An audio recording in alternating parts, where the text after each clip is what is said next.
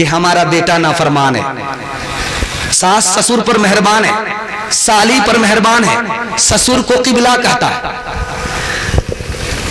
सास के लिए बनारस की साड़ी लेकर के आता है, सास को अम्मी कहता है, माँ कहता है, और साली पर मेहरबान है, बहन की तरफ ध्यान नहीं है, साला पर मेहरबान है, उंगली पकड़ करके ले जा रहा है।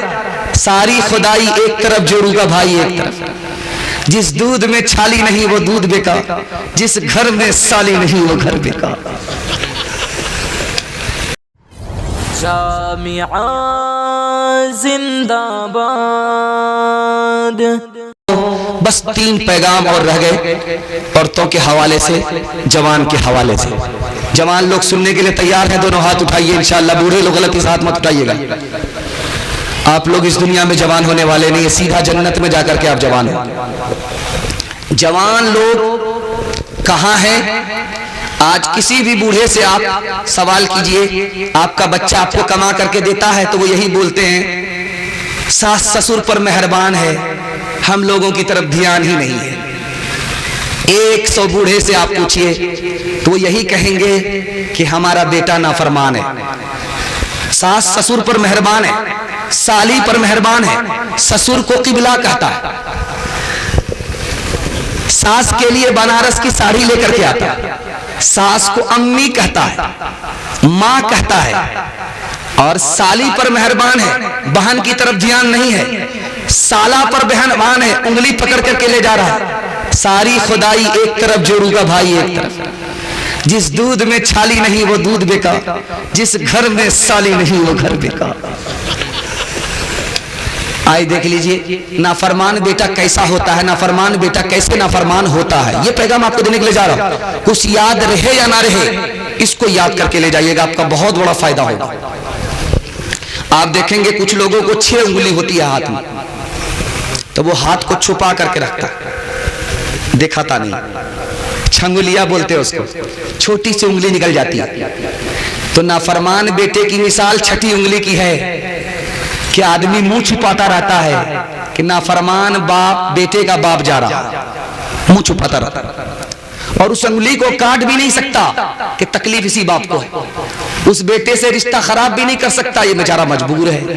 नाफरमान बेटे की मिसाल छठी उंगली की है, बाकी है तो ऐब, काट दिया तो तकलीफ। और एक बात याद रखिए, बिच्छू को कोई भी बच्चा देखता है जूते से मारता, सांप को कोई भी बच्चा देखे लाठी से मारता, जबकि उस सांप ने काटा भी नहीं है, उस बिच्छू ने काटा भी नहीं है। फिर भी मुसलमान बच्चा, गैर मुस्लिम का बच्चा जो भी देखेगा उसको जूते से मारेगा, लाठी से मारेगा। भाई तो उसने तो तुमको काटा नहीं है, उसको क्यों मार रहे हैं? जानते हैं बिच्छू पैदा कैसे होता है? वो माँ के पेट में होता है, माँ की अतरी को काट करके खा जाता है, माँ को तहस नहस कर देता है, उसके बाद वो पेट से बाहर निकलता है, जंगल की तरफ चला जाता है। माँ के साथ जुल्म करने वाला उस बच्चे के साथ दुनिया का सुलूक देखिए, जहां भी देखा जूता मारा, जहां भी देखा लाठी से खबर ली। नाफरमान बेटे को कदम कदम पर अल्लाह मुसीबत में डालता है, उसको जिल्लत का मुंह देखना पड़ता है। तीसरी बात याद रखिए, बेटा कहां है? अमेरिका में। बाप कहां है? हॉस्पिटल में, इंतकाल हो गया बाप का। तो यहां से फोन जा रहा है बेटे को कि तुम्हारा बाप इंतकाल कर गया। तो कहता है कि मैं मीटिंग में हूं, मेरे बाप को कफन दफन कर दो, जो खर्चा आएगा उसका बिल मुझको भेज दो, मुझको वहां जाने की फुर्सत नहीं है। जिस बाप बेटे के ऊपर ये बाप सीना दिखाता था, सर उठा करके चलता था कि मेरा बेटा कहां है? अमेरिका में। मेरा बेटा कहां है? लंदन में है। उस बेटे को मरे हुए बाप का कंधा देने की फुर्सत नहीं है। चौथी बात बता करके आपको बड़ी हैरत होगी कि बेटा हो नहीं रहा है, शादी हो गई, 10 साल हो गए, बेटा नहीं हो रहा। तो क्या कहता अल्लाह से, ए मेरे परवरदिगार, अगर तू मुझे बेटा देगा तो मैं बदन के कपड़े के अलावा सब कुछ खैरात कर दूंगा। अब अल्लाह ने दुआ सुन ली, बेटा पैदा हो गया। जब जवान हुआ तो दारू का गिलास लेता है, जम करके दारू पीता है। जब नशा सर के ऊपर चढ़ा, किसी का मर्डर कर दिया, मर्डर करके वो तो भाग गया, और ये दुआ मांग करके बेटे को लाने वाला बाप जेल के अंदर चला गया। बुढ़ापे की औलाद आवारा होती है। शेख सादी रहमतुल्लाह अलैह ने लिखा कि जो आदमी बुढ़ापे में शादी करता है और उसको जो औलाद होती है वो आवारा होती है। एक बूढ़ा दुआ करता है दरख्त के नीचे कि मेरे परवरदिगार मुझे बुढ़ापे का सहारा दे दो, बेटा मिल गया। मेरे परवरदिगार वो दरख्त बता दो जहां मेरे बाप ने मेरे लिए दुआ किया था, मैं उसके लिए वहीं जाकर के बद्दुआ करूंगा कि मेरा बाप मर जाए, जल्ले तू जलाल तू इस बला को टाल। हजरत थानवी रहमतुल्लाह अलैह कहते हैं हम लोग बाप हैं। कैसे बाप हैं? जैसे कि कसाई बकरे को पोसता है, बड़ा करता है, उस पर छुरी चलाता है, उसी तरह आज हम बल बच्चे को पाल लें। उसको इंसान नहीं बना रहे, मुसलमान नहीं बना रहे, एक नंबर का शैतान बना रहे, ताकि उसका ठिकाना जहन्नम हो जाए।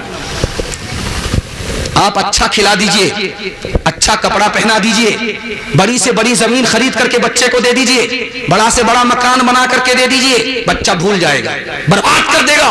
लेकिन एक एहसान कीजिए, जिंदगी भर बच्चा उस एहसान को याद रखेगा, भूलेगा नहीं। आप जाहिल रहे कोई फर्क नहीं पड़ता, अपने बच्चे को इंसान बना दीजिए पढ़ा लिखा करके, अपने बच्चे को मुसलमान बना दीजिए पढ़ा लिखा करके, वो जिंदगी भर एहसान को याद रखेगा। एक मिसाल पर पैगाम खत्म कर रहा हूं। हजरत उमर की अदालत में बाप का मुकदमा आया, बेटे का मुकदमा आया। बाप ने कहा ये कमीना नाफरमान है, बेटा कहता है ये सबसे बड़ा नाफरमान है। हजरत उमर सर पकड़ करके बैठ गए, बात क्या? बेटा इधर खड़ा, बाप उधर खड़ा, बाप कह रहा ये नाफरमान, बेटा कह रहा ये नाफरमान। उस अदालत में यह साबित हुआ कि बेटा बाद में नाफरमान है, पहले बाप नाफरमान है। बाप ने हराम कमा करके बच्चे को खिलाया, हराम हलक के नीचे गया और हराम की तरफ गया, पहले बाप नाफरमान है, उसके बाद बेटा नाफरमान। मैं हाथ जोड़ करके आप लोगों से एक बात कहूंगा, बच्चे को नेक बनाना है तो जब घर में बच्चा आपका रहे मोबाइल छोड़ दीजिए। आप बच्चे के सामने मोबाइल मत देखिए। जानते हैं बाप ड्राइवर बेटा खलासी, गाड़ी का नंबर 786। आपको तो मोबाइल चलाना ही नहीं आता और वो बच्चा एक नंबर का मास्टर है, कहीं से कहीं पहुंच जाएगा। और जानते हैं बच्चे के हाथ में अगर मोबाइल आ गया, उसके दिमाग में भी वायरस आएगा, दिमाग में दिल में भी वायरस आएगा। उसके हाथ में मोबाइल आ गया, वो पढ़ लिख करके कभी नहीं देगा। और इसमें उस बच्चे का कसूर नहीं है, माँ बाप का कसूर है। एक दिन तजर्बा करके आप देखिए, एक हफ्ता तजर्बा करके देखिए, आपके बच्चे के जिंदगी से मोबाइल छूट जाएगा। कैसे? बच्चा घर में आए, मोबाइल आप छुपा दीजिए, बच्चा घर से निकले, मोबाइल निकालिए, अजान सुनिए, कुरान सुनिए, बयान सुनिए, बच्चा आ जाए, संदूक में मोबाइल बंद कर दीजिए। एक हफ्ता ये काम कीजिए, देखिए बच्चे की जिंदगी से, उसकी आदत से मोबाइल निकल जाए। इंशाअल्लाह अमल करेंगे, हाथ उठाइए। कसूर अपना होगा, इल्जाम बेटे को देंगे, हाथ उठाइए इंशाअल्लाह। एक बादशाह था, उसके 3 वजीर थे। एक बिहारी था, बंगाली था, पंजाबी था। तीनों झगड़ा ज्यादा करते थे। बिहारी कहता था मैं पंजाबी से अच्छा हूं, पंजाबी कहता था मैं बंगाली से अच्छा हूं, कोई दूसरे को अच्छा कहने के लिए तैयार नहीं। बादशाह ने सोचा कि झगड़ा ज्यादा करते हैं, इन लोगों से कैसे नजात पाए। तो एक तरकीब निकाली बादशाह ने, तीनों का इम्तिहान ले लेते, जो पास करेगा उसको रखेंगे, जो फेल हो जाएगा उसको बर्खास्त कर। तीनों को बुला करके पूछा, बिहारी से पूछा कि तुमको क्या पसंद है, कहा मुझे बैर पसंद है, कहा बैर लेकर के। बंगाली से पूछा कि तुमको क्या पसंद है, कहा मुझे मालदा आम पसंद है, कहा लेकर के। पंजाबी से पूछा कि तुमको क्या पसंद, कहा मुझे कटहल पसंद, कहा लेकर के। तीनों लाइन से लग गए। अब सबसे पहले बिहारी का इम्तिहान हो रहा है, तो बादशाह ने कहा बैर कैसे खाते हैं? कहा हुजूर गुठली निकालते हैं, छिलका फेंकते हैं, चबा करके खाते हैं। कहा देखो इम्तिहान चल रहा है, गुठली भी नहीं फेंक सकते, छिलका भी नहीं निकाल सकते, चबाने की भी इजाजत नहीं, निगल करके बैर पास करना होगा। बैर पास, इम्तिहान पास, बैर अटका, यहां से बर्खास्त। अब वो हाइब्रिड बैर था, कहां पास होगा, जाकर के अटक गया तो बाप बाप करने लगा, रोने लगा, चिल्लाने लगा। तो बैर अंदर तो नहीं गया, दोबारा मुंह में वापिस आ गया तो हंसने लगा। बादशाह को बड़ी हैरत हुई कि इसका रोना तो समझ में आता है, लेकिन ये हंसता क्यों है? बादशाह ने कहा, ए नालायक, तुम्हारा रोना तो समझ में आता है कि बैर अटका, मौत का खौफ होता है इसलिए तू रोता, लेकिन हंसता क्यों है? कहा हुजूर हंसने की वजह यह है, छोटे से बैर में मेरा ये हाल है, ये आम कटहल वाले का क्या हाल होगा। बेटे को लोग कहते हैं आंखों का नूर है, आंखों का नूर है लुत्फ जिंदगी का तो दिल का सुरूर है, दिल का सुरूर है। घर में उसी के दम से है हर समत रोशनी, हर समत रोशनी। नाज़ा है उस पे बाप तो माँ को गुरूर है, माँ को गुरूर है। अलबत्ता शर्त ये है कि बेटा हो होनहार, माइल है नेकियों पे, बुराई से दूर है, बुराई से दूर है।